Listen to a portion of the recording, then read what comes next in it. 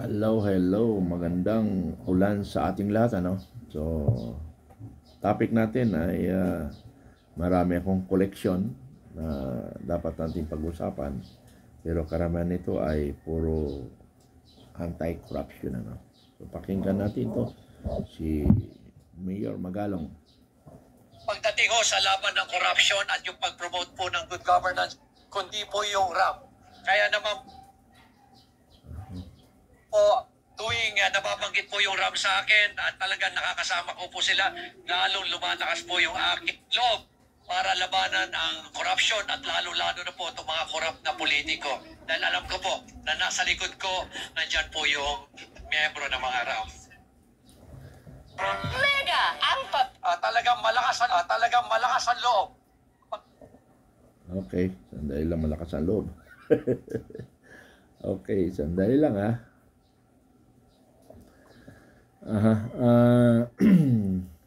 Okay, saludo tayo kay Mayor Magalong sa corruption. Nandiyan yung RAM. Kaya lang yung RAM ngayon medyo humihina na, no? Dahil ewan ko ba bakit humina sila, hindi pumasok sa party list. Hindi, kasi yung RAM noon ay ngayon mga tigulang na. So may kanya-kanya na sila. So sana suportahan rin natin ang RAM at nakakatulong yan sa pagbabago ng ating bansang Pilipinas. Talagang malakas ang Ito.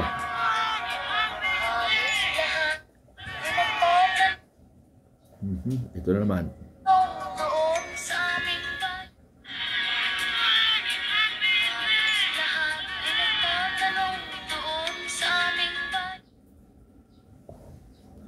Okay, anong grupo ito?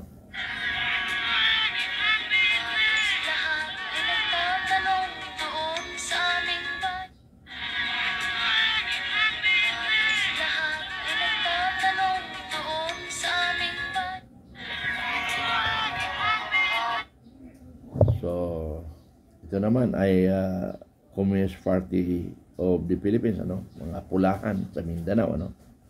Na kung saan ay marami ng sisuko dito dahil wala rin silang pinupuntahan. So, mga kababayan, alam mo yung ang hinahanap ko na maging membro ng Filipino Guerrilla Forces, yung mga dating NPA o makakaliwa. Dahil sila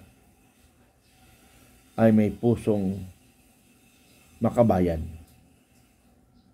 na sinasalungat nila o pinupunan nila o kinokontra nila ang mga maliing gawain ng gobyerno. Kaya lang, sa maling paraan sila. Sa maling paraan, ano? Sa pagsali sa New People's Army, ano? Pagsali nila. Dito na lang kayo sumali sa Filipino Guerrilla Forces. Kung ano yung mga sinisigaw nyo sa lansangan, yan rin ang sinisigaw ng Filipino Guerrilla Forces. Pero hindi ko sila pinipilit kung hindi pa sila handa sa ganitong mga layunin. But I encourage them to organize para pagdepensa ng ating bansa in case of war. In case of war. So, kailangan natin sila. So,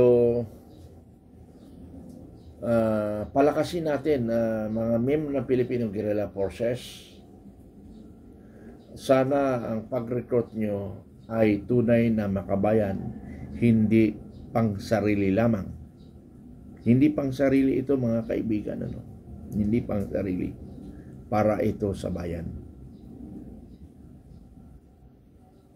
So, kung mayroon mang ibang organization na nagkawatak-watak at bandang huli yung founder ay pinatalsik nila, yun ay kasi it's either may personal na interest yung nasa likod or mismo yung namumuno medyo na iba na ang landas na ayaw ng grupo kaya pinatalsik.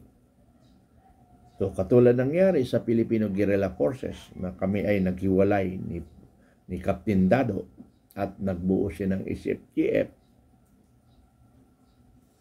Pero ang FGF ay tunay na makabayan. Ang NPA o ang makakaliwa na sinasabi nilang makabayan sila ang fake na makabayan. Dahil ang kanila ay linlangin lang ang kaisipan ng taong bayan para tayo ay maging partido komunista. Itong atin, walang pagbabago sa ating sa demokrasyang gobyerno, ngunit pinupuna lang natin ang mali ng ginagawa ang nasa gobyerno. Kaya mas nagugustuhan ako pag narinig ko na dating miyembro ng makakaliwa at dating miyembro ng NPA. So saludo ako dyan kasi sila ay may prinsipyo. Nagtatrabaho sila, nagtumutulong sila sa bansa na walang sweldo. So yun ang hinahanap natin. Na walang sweldo, na nagtatrabaho sila.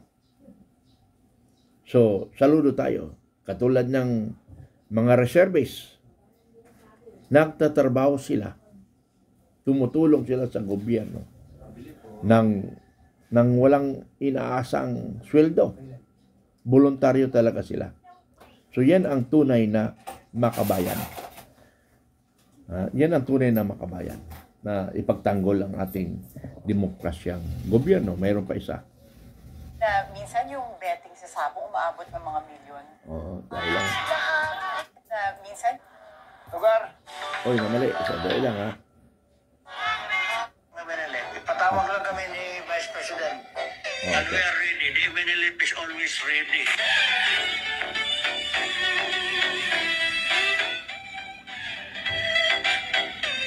Ibang grupo naman ito. Nagtatrabaho ito na wala rin sweldo.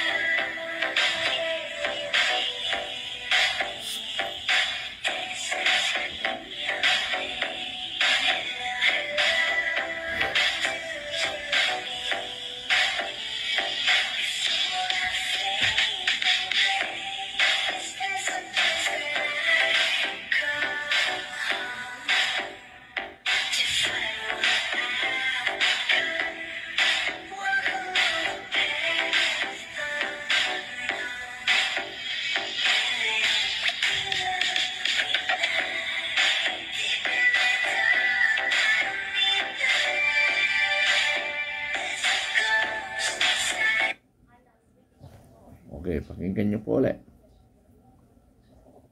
Nandito ang MNLF. Ipatawag lang kami ni Vice President.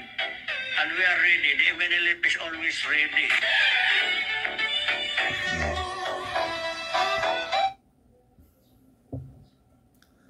So kahit sila ay walang sahod, lumalaban sila. Yan ang tunay na makabayan.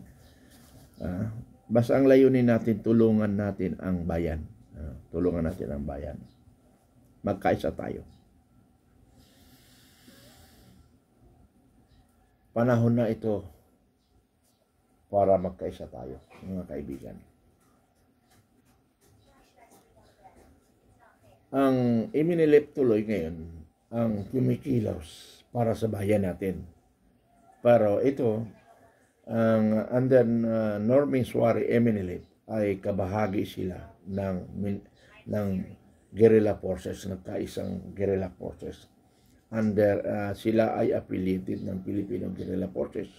So, magkaisa tayo para sa tunay na layunin ng ating samahan, Filipino Guerrilla Forces, na kung saan ay nilalabanan ang mga tiwali sa gobyerno, patalsikin o anong paman.